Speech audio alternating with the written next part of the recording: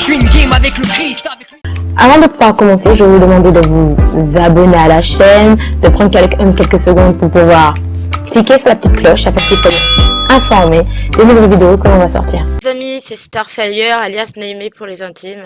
Donc, du coup, ce soir, ça va être une soirée vocale spéciale pack. Donc, j'espère que ça va vous intéresser.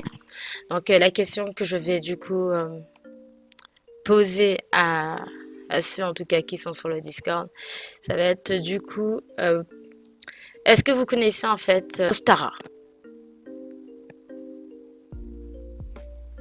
Oui, non? Non. Non, ça vous dit rien du tout. La déesse Ostara, ça vous dit rien de chez rien du tout. Ok. Ça fait presque Pokémon Starry. C'est pas mal. C'est pas mal. Mais non, pour le coup, non, ça n'a rien à voir avec, avec Pokémon. Sauf quoi que ça a été marrant, ça a été vraiment très marrant. Mais non, pas du tout. En fait, la déesse Ostara, en fait, c'est la déesse du printemps. Donc, c'est la déesse de la fertilité. Et ceux qui la vénèrent, enfin, ça fait partie en fait d'une religion paganiste en fait qu'il y avait avant le christianisme.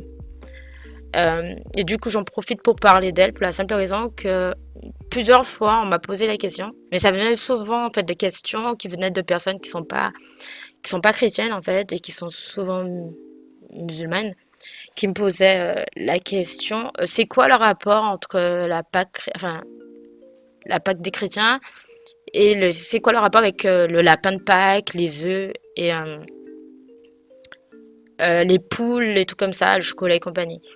Et du coup, ben moi j'ai dû lui expliquer en gros que avant le christianisme, il y avait une religion paganisme, voilà, qui vénérait en fait une déesse qui s'appelait Ostara. Et c'est une déesse aussi qui a d'autres noms à l'époque lors des religions mésopotamiennes, tu vois, comme les Astartés, qu'on peut lire souvent dans la Bible, pour ceux qui ont eu l'occasion de lire la Bible dans leur vie. Et donc du coup, ben voilà, c'est la déesse de la fertilité, etc., du printemps, et souvent les gens lui font des offrandes de tout ce qui va être agriculture parce qu'ils veulent avoir une belle moisson, pardon. Et aussi ils vont faire aussi des offrandes aussi parce qu'ils veulent avoir un bébé ou autre, etc. Et du coup, le symbole du lapin, ben, ça vient d'elle. Parce qu'en fait, c'est une déesse qui est basée sur la lune. Et donc, du coup, souvent, en fait, elle est liée, en fait, son symbole, en fait, c'est le lapin. Et ce qui s'est passé après, c'est qu'entre-temps, il y a eu la christianisation, en fait, de l'Europe, notamment de la France. Et du coup, ben, ce qui est resté de cette époque-là, en fait, c'est ben voilà, c'est le lapin, les poules, enfin les symboles, en fait, tous les symboles qui sont liés, en fait, à cette époque-là, en fait. Euh, et puis ils ont gardé les symboles, mais en oubliant en fait d'où, enfin l'origine du truc. Et puis après, ça permettait de faciliter parce que ça fait un peu comme pour Noël, tu vois, c'est compliqué. Enfin, quand tu viens, on va dire, christianiser les gens, quand tu viens les évangéliser, tu vois, c'est très compliqué, en fait, de leur dire, en fait, ah, tu sais, ce que tu faisais avant, c'est de la merde. c'est... Voilà. Donc, du coup, on te laisse certaines choses du passé, tu vois, et, euh, et après, on t'explique, tu vois, le reste, tu vois, par rapport à Jésus. Tu vois, pour l'équinoxe d'hiver, où à la base, les cadeaux, c'était par rapport à ça. À une ancienne religion paganiste, toujours la même, en fait, c'était la religion Wiccan, entre autres. Et, euh, et donc, du coup, quand il y a la christianisation, pareil, en fait. Donc, ils ont remplacé par euh, l'anniversaire de Jésus, enfin, le 25 décembre, etc. Et, voilà. Et du coup, pour la Pâque, c'est à peu près c'est la même stratégie. C'est à peu près la même stratégie. C'est qu'on garde certaines choses un peu de l'ancien truc et après et puis on leur apporte, tu vois, la bonne parole, tu vois. Et voilà. Et c'est ça que, et voilà. Et puis la religion Wiccan, en fait, eux, pour survivre pendant longtemps, tu vois, ils ont fait ce qu'on appelle de la syncrétisation. Je sais pas si vous savez c'est quoi la syncrétisation. Non. Pas du Non. tout? Ok. La syncrétisation, c'est quand une religion, en fait, va commencer à, comment dire ça, intégrer, en fait, d'autres religions dans sa religion pour pouvoir survivre. Donc, en gros, pour te donner une idée, du coup, les Wiccans, pour pouvoir survivre et tout, ils ont dû admettre certaines choses du christianisme, tu vois. Voilà, sinon, leurs fidèles se seraient tous barrés, ils seraient tous devenus chrétiens, tu vois. Donc, du coup, pour pouvoir, on va dire, garder leurs fidèles et tout, ben, ils ont admis certaines choses il y a certaines choses du christianisme, certaines choses qu'ils vont tolérer ou même Gardez. garder, quoi, même de d'autres religions. Tout ça, en fait, pour pouvoir, en fait, pas perdre, en fait, leur fandom de base, tu vois. Donc, voilà. Mais généralement, une religion qui fait de la syncrétisation, autant dire que c'est mal barré. C'est-à-dire, en gros, le plus souvent, ça marque souvent le De début la de la fin. fin, ouais, pour une religion, quand elle commence à tolérer ou à accepter ou à mélanger d'autres religions pour pouvoir survivre, c'est pas... Bah, finalement, ça veut dire qu'elle a perdu. Ça veut dire qu'elle a perdu entre guillemets sa base, ses fondations, et que finalement, pour essayer d'éviter de perdre les fidèles, elle préfère renoncer à ses traditions euh, plutôt que de rester droit dans ses bottes et mourir droit dans ses bottes. Ouais, c'est... Ouais, aussi, C'est un ça peu peut être triste. vu comme ça. C'est Ça un peut peu être... triste parce que justement, pour essayer de garder quelques fidèles, d'essayer de garder quelques fidèles encore quelques temps, ils préfèrent justement sacrifier leur tradition plutôt que d'accepter la mort de la religion en question. Du culte en l'occurrence Ouais, plutôt. ouais, ouais, c'est ça. Bah après, enfin, les gens qui sont dans la religion Wicca, ils existent toujours. Il y en a beaucoup, que ce soit en France ou aux États-Unis. Mais après, c'est sûr que ça n'a plus en fait la même intensité qu'il y a par le passé. Donc, honnêtement, on n'en parle même plus. Tu vois, quand on va parler de religion, les gens ils vont parler du christianisme, ils vont parler de l'islam, ils vont parler du bouddhisme, ils vont parler de l'hindouisme. Mais, mais voilà, ils vont pas parler de la religion Wicca, tu vois. Bah, ce serait considéré comme ce qu'on pourrait appeler une religion païenne. Et puis si on veut encore aller plus loin, au vu de la législation française, on pourrait même dire que c'est quand même devenu, que c'est en fait une secte à cause du très petit nombre de personnes qu'il y a. Ouais. Bon, après, là on n'est plus vraiment sur une religion, mais on n'est plus vraiment sur un culte d'une religion, on est plutôt sur un culte de même mort-vivant, quoi. C'est-à-dire qui peine à survivre. Ouais. Oui, je comprends. Je vois tout à fait ce que tu veux dire. Là, je vais montrer un truc, une image Wikipédia, par exemple, de Ostaria. Ouais, Donc, c'est écrit Ostaria est une fête païenne célébrée au moment de l'équinoxe du printemps, c'est-à-dire aux alentours du 21 mars par les membres de la Wicca, mais aussi plus généralement du paganisme.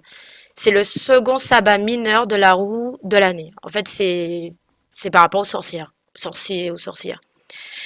Elle symbolise le renouveau de la vie et de la terre après un hiver froid et dur et le retour de la déesse sur son visage de jeune fille et d'amante. Son équivalent anglo-saxon est Eostre. Elle trouve son origine dans la nuit des temps et tant son nom que sa symbolique ou son mythe peuvent directement remonter à la déesse mésopotamienne Astarté et Ishtar. Hathor chez les Égyptiens, elle engendre Vénus chez les Romains ou encore Tanif à Carthage. Donc voilà, comme on dit, en gros, c'est réfère en gros, c'est la même déesse en fait, mais elle a juste traversé, changé de nom et traversé en fait les époques et le temps. Et au final, en fait, tomber plus ou moins dans l'oubli, tu vois, parce que au final, tu vois, les gens, ben, ils en parlent, ben, ils connaissent pas, ils en parlent pas et tout. Et du coup, au final, on a juste gardé, en fait, les chocolats, les poules, les symboles, etc. Et puis voilà. Et voilà. Finalement, Hmm. finalement, ça fait juste entre guillemets une bouillie de plusieurs traditions juste pour un jour, quoi, finalement. Ouais, ouais, c'est. Ben, le truc, c'est que, ouais, ça peut être très confus, surtout pour les gens qui sont athées ou les gens qui viennent d'autres religions, tu vois. Donc, leur expliquer. Mais en fait, vous savez, les œufs, tout ça et tout, ça n'a rien à voir avec le christianisme. En fait, ça n'a rien à voir avec la foi chrétienne. Et ça, les gens, en fait, quand ils sont pas du tout enfin, s'ils sont pas du tout français ou pas du tout chrétiens, tu vois, ça peut être très compliqué parce que moi j'ai essayé d'expliquer ça par exemple à une collègue, tu vois, à mon boulot, qui m'a posé aussi cette question. Et ben moi je lui ai expliqué, tu vois, mais je sentais que malgré que je lui avais expliqué, ben pour elle c'était confus parce elle comprenait pas en fait pourquoi il y avait des restes euh, d'une ancienne religion, tu vois. C'est juste finalement finalement c'est juste le christianisme qui a absorbé entre guillemets d'autres cultes qui Ah étaient bah, en fait, je pense pas que sa mise a vraiment absorbé. Je pense tout simplement que ce qui s'est passé, non, c'est non. que les, l'ancienne religion en question, ben, elles sont un peu, je dis pas qu'elle s'est éteinte, mais du moins, la définition de ce que c'était vraiment, elle s'est éteinte. Ce qui en est resté, c'est les symboles. La Pâque chrétienne s'est imposée et et puis du coup, ben, les œufs, le chocolat, tout ça, ben, de l'autre religion, ben, c'est resté, mais la Pâque chrétienne, tu vois, elle ne l'a pas absorbé vraiment en fait. Elle a juste coexisté avec d'autres symboles qui, au final, n'en fait pas partie, tu vois. Ah, Dont elle n'est pas ouais, à ce que tu l'origine, veux tu dire, vois. c'est que ça a absorbé entre guillemets une partie des fidèles qui ont donc justement finalement rapporté leur symbole pour pour cette occasion, quoi. C'est Mais bon, possible. C'est peut-être possible. après, pour moi, c'est ce qu'il y a de plus probable. Ouais, c'est peut-être possible ce qui s'est passé. Euh, Attendez 2 minutes. Après, c'est vrai que pour beaucoup de gens qui ne sont pas forcément très calés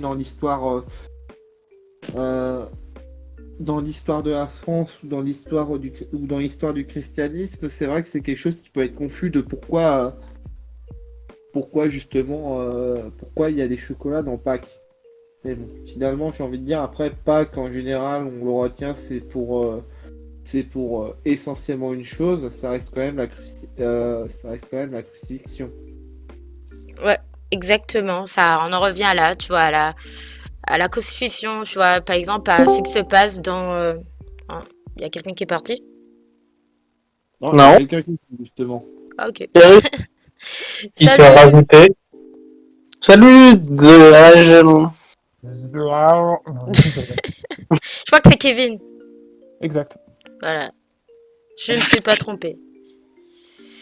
Ça peut Donc dire voilà. bonjour, Non, comment ça va? en gros, Kevin en parlait des origines de la Pâque de la Pâque.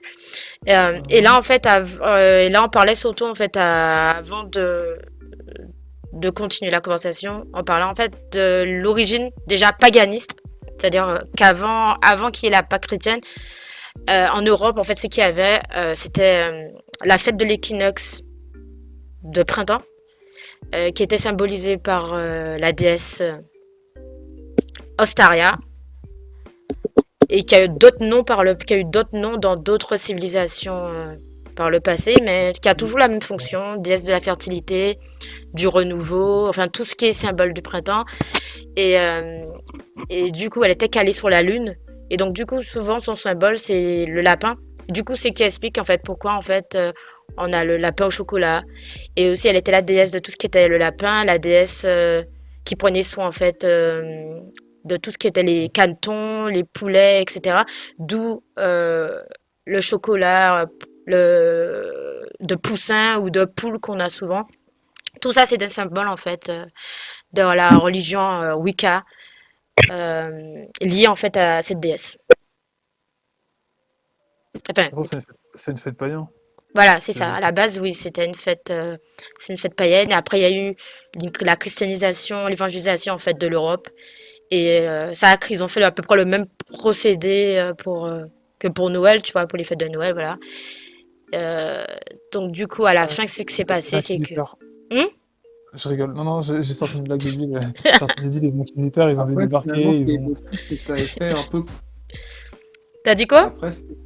Après, ce qui est aussi possible, c'est le fait que justement, pour l'intégration et symboles, ce soit un peu faire de la même manière que justement pour la fête nationale en France. Alors, faut savoir que c'est un petit peu particulier, c'est que le 14 juillet, ça représente la prise de la Bastille, Tout à fait. mais aussi il y avait une autre fête que ça représentait. Par contre, j'ai oublié le nom exact. Mais justement, c'est une fête qui est censée représenter l'unité du peuple. Et en fait, justement, bah, finalement, qu'est-ce qu'on retient de la fête nationale pour le 14 juillet? La prise de la Bastille. Sauf que, bah, justement, au moment où il y a eu la prise de la Bastille, on disait non, en fait, c'est juste on célèbre l'unité. Puis au fur et à mesure, justement, lorsqu'il y a eu donc la période de la Terreur, on a dit non, on fête la prise de la Bastille. Et je pense que finalement, c'est ça ce qui a dû se passer, c'est que étant donné que les fêtes païennes, donc c'était donc le retour du printemps, donc l'équinoxe pudique, Mhm. et qu'à peu près à la même période, il y a donc les chrétiens qui célèbrent donc, qui seraient morts la crucifixion du Christ. Ce qui a dû se passer, c'est qu'à un moment donné, il y a dû avoir une fusion à un moment donné des deux traditions sur la même date lorsqu'il y a eu une fusion entre guillemets des fidèles. Ok. C'est possible. Comme je t'ai dit, c'est des choses qui peuvent être possibles. Attendez, je vais vous streamer un truc sur machin. Donc là, en fait, c'est dans le stream que je vous envoie de mon écran. Techniquement, vous aurez un extrait en fait de un extrait en fait de la série American God. Je sais pas si vous l'avez vu. Donc Non. non, vous n'avez pas vu. C'est une série qui était c'était une série pendant une période qui était un peu en vogue et tout. Je vous l'aurais bien conseillé, mais je le ferai pas. Parce que ça part trop en vrille. Tu disais quelque chose, Kevin? Je disais que c'était polémique, justement. Voilà. Il y avait une histoire polémique. Voilà, c'est ça, Mais, ça part vraiment trop en C'est vrille. une vision dystopique. Je te laisse Hyper raconter. trash, enfin, c'est hyper clash. Je n'ai pas vu la série, mais je connais un peu parce que il paraît que c'est plutôt intéressant dans l'aspect où ça peut rappeler aussi Black Mirror, d'une certaine manière. C'est un univers très noir, très sombre. Ouais. Dans l'aspect, il part super loin. Ouais, et Imaginons c'est... par exemple, exemple simple, hein. Oui. Imaginons, je sais pas, genre le gouvernement qui pète un câble et qui décide tiens, on va taper tous les gens qui ne respectent pas la loi au lieu de les envoyer en prison, par exemple. Imaginons. Et ce que je voudrais rajouter, en fait, c'est qu'en gros, dans American God, on t'explique en fait que tous les dieux existent. C'est-à-dire tous. Tous ils existent. Et en gros, ce qui détermine la vie ou la mort d'un dieu, c'est les croyants, en fait. Si t'as plus du tout de croyants, en fait, forcément, tu meurs. Et si t'as des croyants, ben forcément, ça dépend juste de ça, tu vois. Et même dans American God, Jésus, il existe. Et même, il y a plusieurs versions de Jésus. T'as un Jésus asiate, etc. En gros, il y a autant de Jésus qu'il y a de représentations de Jésus dans American God, tu vois. Et t'as tous les dieux, si tu veux, égyptiens, ils existent tous, voilà. Et oui, effectivement, et là-dedans, t'as justement Ostaria, elle est aussi dans la série. Et d'ailleurs, c'était mon personnage dans la série qui était préférée. Et donc, du coup, on a une petite scène qui est un peu, je dirais marrante, mais je dirais pas forcément que c'est marrant en soi et tout, mais c'est juste que ça explique un peu de la situation dans laquelle en fait Ostaria est. Et là, c'est un moment où là c'est le dieu en fait des médias qui vient la voir pour lui dire qu'ils veulent faire un accord avec elle. Et après, elle dit que justement, les médias l'ont dénaturé. Et elle lui dit d'accepter son accord comme Saint Nicolas l'a fait en fait. Elle a dit tu existes encore aujourd'hui et c'est grâce à la Pâque qui est devenue une fête chrétienne. Il a dit c'est du darwinisme religieux. On s'adapte pour survivre. En gros, c'est la même pensée, la même chose, ce que disait à peu près justement Franck. Donc du coup, c'est ce qui se passe un peu dans la série et tout, où en gros on lui propose en fait un marché et en gros il va pas vouloir. C'est vrai qu'elle va avoir des problèmes. Voilà. T'as dit quoi? Non, c'est vrai qu'elle va avoir des problèmes, je parie. Oui, c'est ça, elle aura un certain nombre de problèmes. Elle va vouloir en fait faire après une alliance avec Odin. Et voilà. Parce qu'après, t'as le dieu d'internet, t'as le dieu des médias, t'as tout un tas de dieux, etc. Et eux, en gros, ils se sont, on va dire, en fait, c'est des nouvelles générations et tout. Et ils partent du principe que les anciens dieux, ils sont amenés à mourir, en fait, s'ils s'adaptent pas, en fait, à la nouvelle génération, quoi. Ils ont pas tort, dans un sens. Dans un sens, ils ont pas tort, ouais. Elle est très sympa, toi. Donc, voilà. Sinon, après, il y a une deuxième question qui est souvent posée. C'est que célèbrent les juifs par rapport à la Pâque juive? Désolée, je change de sujet. C'est juste pour garder le fil conducteur. Et du coup, ben, s'il y a ceux qui savent, je vous laisse répondre à cette question. Mec, personnellement, je ne crois pas qu'ils ont une fête comme ça. Ils ont d'autres fêtes que les catholiques ou les protestants n'ont pas, mais je crois pas que Pâques fait partie de leur... de l'idée d'un truc équivalent à Pâques, ils le font en réalité. Je suis pas sûr. Je crois pas, personnellement. Après, je me trompe, hein, j'ai pas la science infuse. Je connais pas tout. Déjà, je laisse les autres répondre s'ils savent. Hein. L'équivalent, c'est pas ça? Voilà, c'est ça. Pas ça, Pessa, ça dépend de comment on C'est prononce. ça, ouais. Ouais, c'est ça. C'est la Pâque, c'est la Pâque juive. Mais tu sais du coup, qu'est-ce que ça signifie Pessa pour eux? Qu'est-ce qu'ils célèbrent exactement? C'est... Je mets le passage de la Bible en fait dans nos micros en fait pour que vous voyez en fait l'origine en fait de la Pâque juive. Allez, vas-y, je te laisse. Désolée, je t'ai coupé.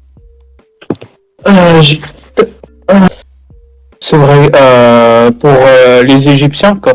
Voilà, c'est Pour ça. se souvenir qu'ils étaient esclaves, quoi. Ouais, c'est ça. C'est pour c'est une fête de commémoration pour remercier Dieu de les avoir délivrés en fait de l'esclavage des 400 ans d'esclavage en fait auprès des Égyptiens.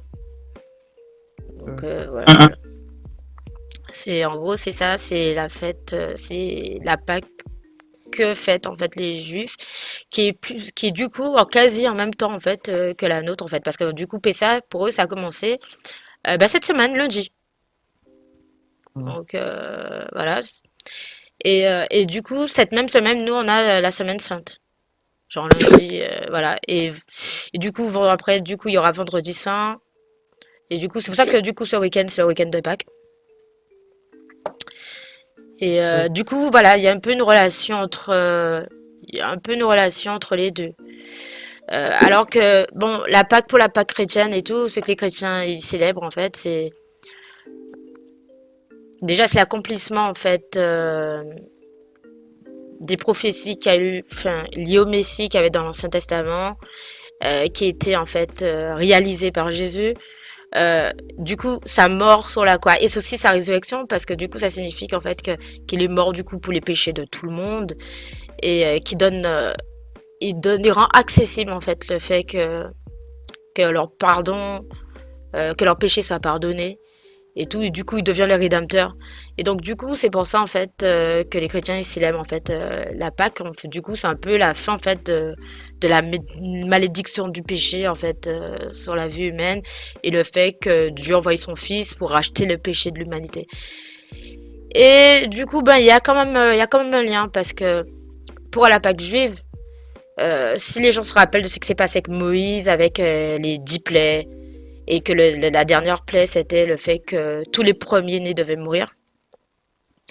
Oui, c'est Et ça. pour ceux qui se rappellent à peu près de l'histoire, et à un moment, t'as un moment, t'as Dieu qui leur demande en fait pour éviter que les premiers-nés juifs meurent en fait, ils devaient prendre en fait un agneau en fait sans défaut, prendre son sang et en gros, comment dire ça? Et le mettre sur les linteaux. Le linteau des portes. En fait, c'est le cadre. Le mettre sur le cadre en fait des portes. Mhm. Et ça faisait que quand l'ange de la mort en fait passe, eh ben ça évitait en fait de tuer en fait le premier-né de cette maison. Et ça en fait quelque part, c'est ce qu'on appelle une préfiguration de ce qui se passe du coup dans le Nouveau Testament avec le sang du Christ en fait au final, qui justifie en fait et qui nettoie en fait les gens qui devaient mourir en fait, les renouvelle et il nettoie les gens de leurs péchés, etc. On retrouve ça. Et justement, il y a un verset qui dit par ses meurtrissures nous sommes guéris, tu vois, par le sang de Jésus en fait, il guérit en fait les maladies, etc. Donc on retrouve parce que dans l'ancien temps, les Juifs en fait, quand ils avaient péché ou fait quelque chose, ils devaient tuer en fait une bête. Souvent c'était un agneau, mais quand t'avais pas d'argent, ça pouvait être des colombes ou des pigeons, je sais pas, ça pouvait être des oiseaux en fait quand t'avais pas de thunes. Mais en général c'était un agneau ou ça pouvait être aussi une autre bestiole. Mais du coup tu devais sacrifier t'es obligé de tuer en fait un animal parce que ça représentait le fait que qu'il faut qu'une personne ou quelque chose meure à ta place pour tes péchés. Et du coup, le fait que Jésus soit mort sur la croix, ça signifie aujourd'hui qu'on n'a plus en fait à tuer en fait à chaque fois un agneau pour chaque chose qu'on a faite, tu vois. On va pas aller voir un sacrificateur à chaque fois qu'on pour demander pardon d'un péché qu'on a fait. Donc du coup, ça fait que Jésus en fait, il a été c'est pour ça que souvent les chrétiens disent que Dieu est l'agneau qui s'est sacrifié en fait pour les péchés du monde. L'agneau en fait dont le sang a coulé pour voilà. Donc du coup, il est mort une seule fois sur la croix et du coup, ben pour les péchés de tout le monde, les péchés présents, passés, présents et aussi futurs. Donc du coup, t'as plus en fait à tuer une bestiole souvent en fait juste pour pouvoir en fait être on va dire en règle avec Dieu. Donc du coup, c'est pour ça qu'en fait, il y a un lien en fait il y a un lien avec la fête juive parce que du coup, beaucoup de choses, il y a beaucoup de symboles en fait qu'on retrouve dans la Pâque juive en fait, qui est incarné du coup par la mort et la résurrection du Christ en fait. Voilà. Et j'irais même plus loin en disant que même la vie, dès le début de la vie en fait, de la naissance de Jésus, il y avait déjà une préfiguration de sa mort dans le sens que ben, quand les rois mages sont venus pour lui donner des cadeaux, dans le lot, il y avait de l'encens, de la myrrhe et je sais plus quel encens qu'on lui a refourgué. Mais pour les gens qui vont peut-être chercher en fait exactement les encens qu'on lui a donnés quand il était bébé, c'est les mêmes encens en fait qu'on donne en fait aux morts, tu vois. Donc du coup, même dès sa naissance, dans les cadeaux qu'on lui a offerts, liés à aux encens qu'on lui a offerts, eh bien, c'était aussi les mêmes encens qu'on donne aux morts, tu vois. Donc déjà, tu dis, il y avait déjà en fait une préfiguration, ça fait déjà une allégorie en fait au, au futur. Donc voilà, donc c'est pas donc au final la Pâque chrétienne, la Pâque juive quelque part, ça fait écho l'un à l'autre en fait. C'est pas si différent tant que ça au final. Donc après je sais pas si vous êtes d'accord avec moi. Comme j'ai dit, moi, j'y connais pas assez pour donner vraiment un avis. Ok. Et du coup Stan, Mew. Oui. Donc si t'as quelque chose à ajouter par rapport à ça. Et aussi les sacrifices montraient également qu'on avait besoin d'autre chose que de sacrifices, quoi. Qui manquait quelque chose comme notre nature a été pécheresse, il manquait quelque chose et c'était le sacrifice de Jésus en fait. Oui.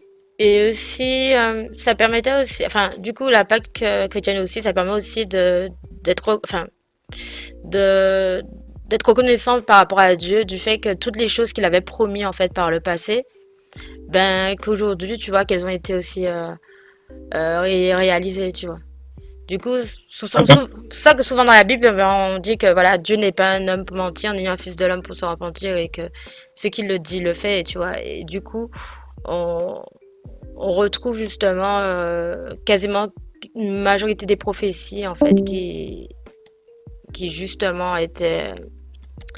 qui avaient été annoncées en fait, ben, on retrouve en fait leur accomplissement en fait. Du coup, les chrétiens aussi, il y a ça aussi, ils se livrent aussi de l'accomplissement de toutes les prophéties du Messie euh, dans le Nouveau Testament, eh bien justement, c'est cet accomplissement. D'ailleurs, c'est pour ça que Jésus, quand il meurt, il dit tout est accompli.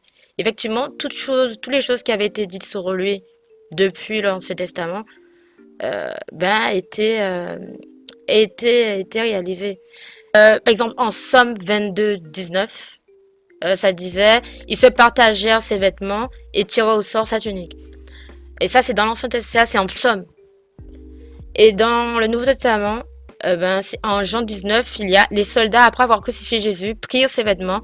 Ils en firent 4 parts, une part pour chaque soldat. Ils prirent aussi sa tunique qui était, qui était sans couture, d'un seul tissu, depuis le haut jusqu'en bas.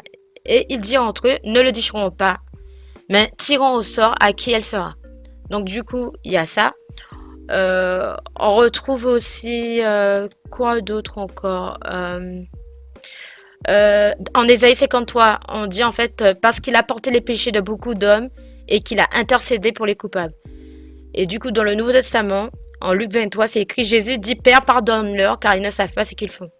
Et du coup, voilà, on voit que Jésus en fait voilà, qui pardonne en fait, voilà, tous les hommes, tous ceux qui le sacrifient, tous ceux qui le tuent, et même aussi qui lui-même se sacrifie en fait pour le péché de tout le monde et tout. Et voilà, qui prie pour ses bourreaux et aussi leur pardonne et même meurt pour eux en fait. Et euh, on retrouve ça. Et on retrouve tout un tas de choses. Par exemple, sa résurrection.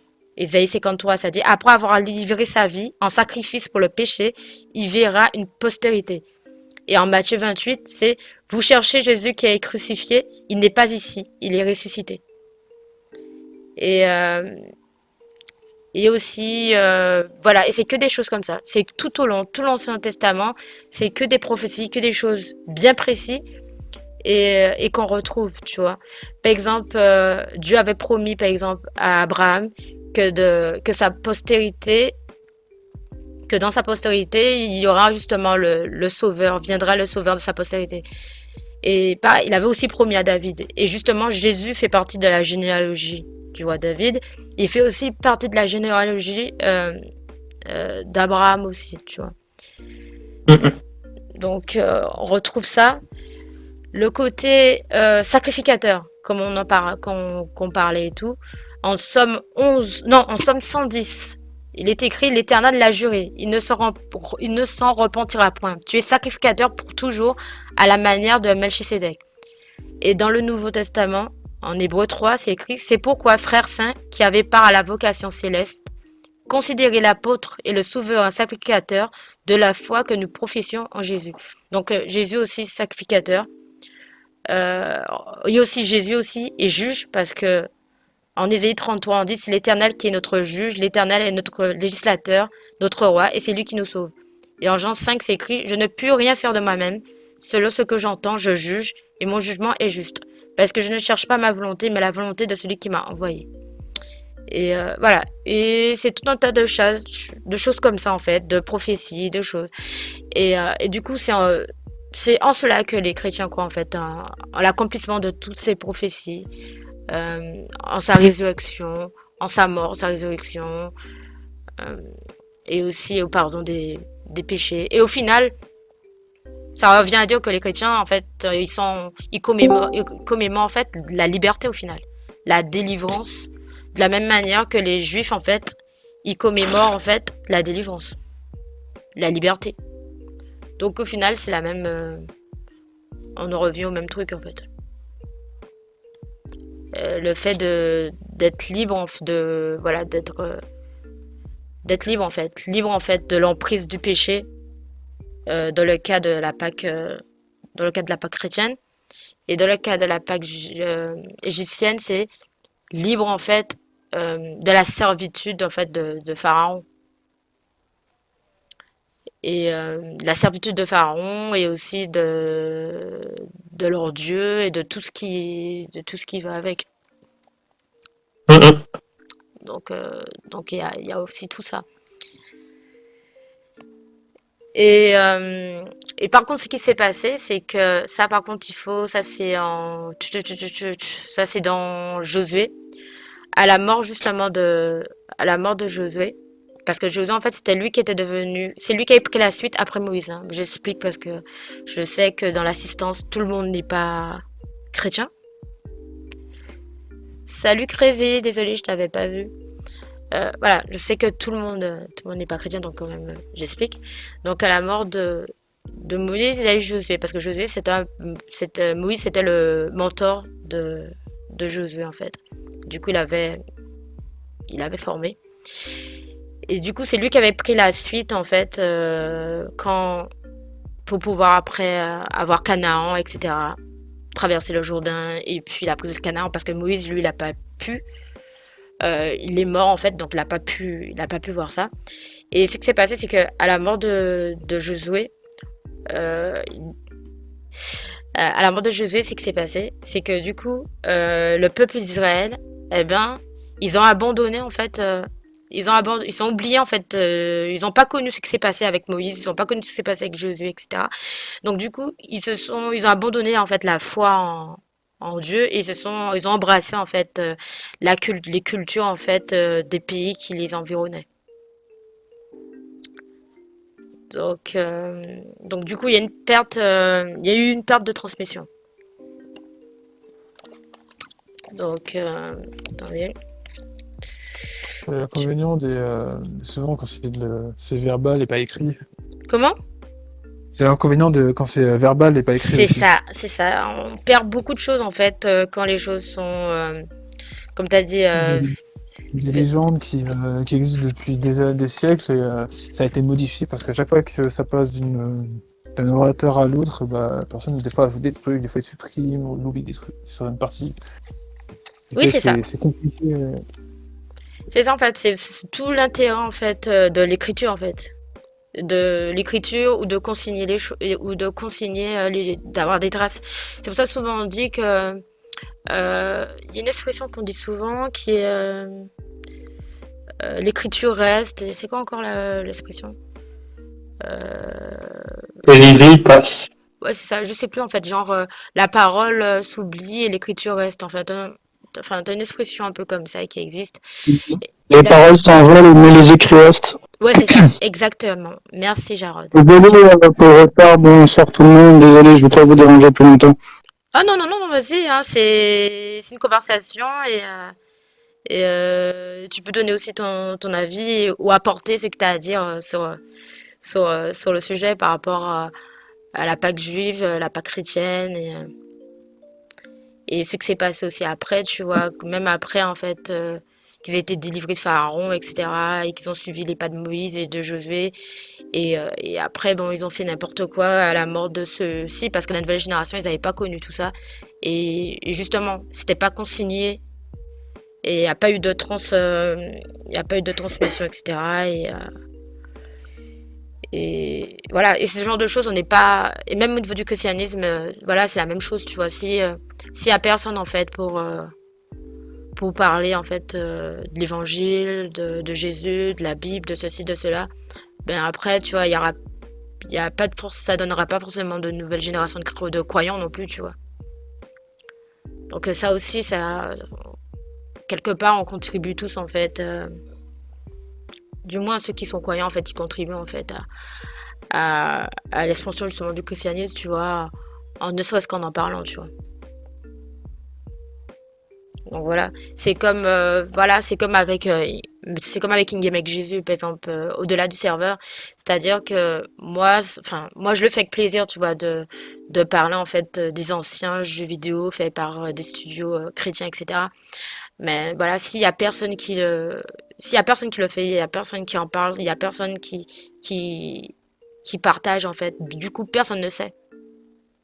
Et personne ne saura jamais en fait euh, que c'est depuis les années depuis les années 80 à peu près jusqu'à de nos jours en fait qu'il y a une génération de chrétiens qui sont dans le milieu du jeu vidéo, qui ont fait tout un tas de jeux vidéo, souvent qui étaient des adaptations de la Bible en fait sous forme de jeux vidéo, mais avec les nouvelles générations, enfin nouvelles générations de caractères de game designer, pardon. Une nouvelle génération de game designers. Aujourd'hui, maintenant, là, ils font moins forcément d'adaptation de la Bible, forcément. Ils essaient de faire vraiment des trucs un peu plus originaux. Mais voilà, tu vois. Ce qui est important aussi, comme je disais, si les gens ne transmettent pas, ou ne disent pas que, ouais, telle personne, ils ont fait tel travaux, ben les gens ils sauront pas en fait, ils sauront pas que ouais ça existe des jeux vidéo chrétiens, tu vois. Et voilà. C'est sûr que c'est plus de la bouche à oreille au final. C'est Ouais, pas c'est ça. comme certains c'est comme pas comme ça, ce type de produits très connus. Ils sont, on va dire, certes des fois un peu ciblés, mais ça fait quand même généralisé d'une certaine manière. Ouais, c'est ça. Donc voilà, tu vois. Et du coup pour le peuple juif, ben c'est un peu pareil quoi, je veux dire. Si si l'ancienne génération n'a pas trouvé un moyen de transmettre, ben la nouvelle génération, ben ils savent pas qu'est-ce qui s'est passé avant.